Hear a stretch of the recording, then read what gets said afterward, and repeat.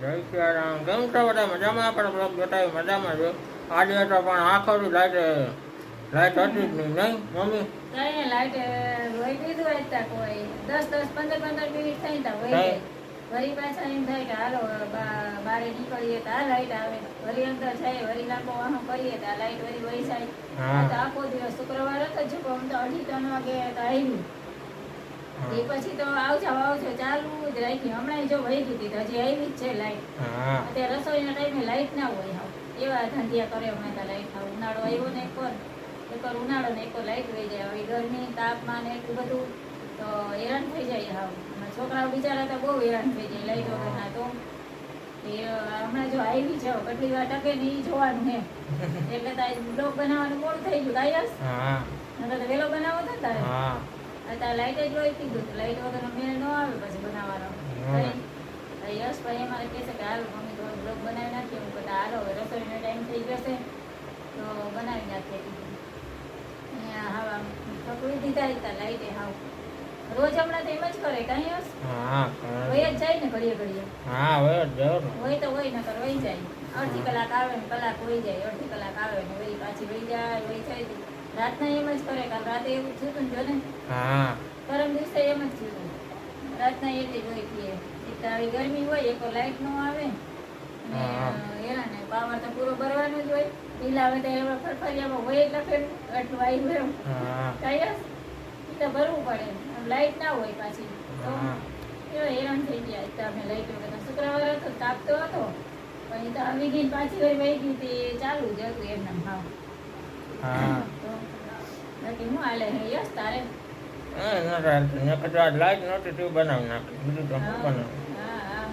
Light વગરના હેરાન થઈ ગયા.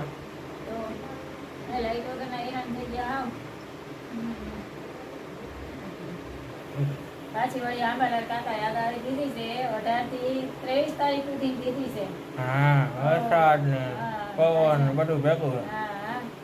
બધા તૈયારીમાં રહેજો. વરસાદ ને પવન ને વાવાઝોડું બધું ભેગું છે એટલે આપણે આપણી સગવડ કરી લેવાની વહેલી.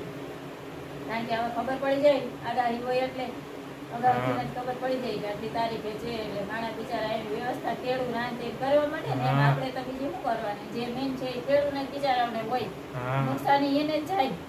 તો માણસને ખબર હોય તો આડાવડા જાય આવે ને એવું કરે. પણ આ ખેડૂત બિચારા આવડું હવે તાપમાન બધું ભેગું કરે મૂકે કરે તો કેવી બિચારા હેરાન થઈ જાય. તો આપણે તો ઠીક ઘરમાં પડ્યું રહેવું હોય એને બધું બહાર જ પડ્યું હોય એટલે બધી તૈયારી એવી કરી પડે. 18 તારીખેથી છે 21 તારીખ ના 23 તારીખ સુધી ગયા.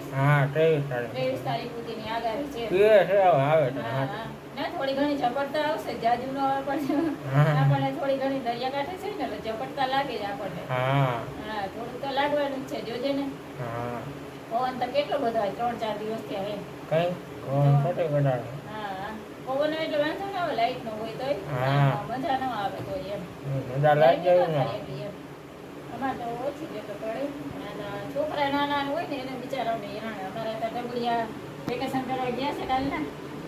હવે 8-10 દી રોકાશે વેકેશન ખુલશે રાહુ અમારે તો ઢીંગુભાઈ એને રમતી હોય મજા આવે. સારું ભલે મળીએ બીજા બ્લોગમાં. આજનો બ્લોગ આવ્યો પૂરો કરીએ. જય શ્રી રામ. જય દ્વારકાધીશ. આજે આપણે વિડીયો આવી જશો યુટ્યુબમાં તો બધા જઈને જોતા આવજો. બાકી આપણે વિડીયો ગમે તો લાઈક કરજો, શેર કરજો, કમેન્ટમાં જણાવજો કેવો લાગ્યો વિડીયો. બાકી કેમ છે અમારા કલેજા મજામાં? હવે ચાલો મળીએ બીજા નવા બ્લોગમાં.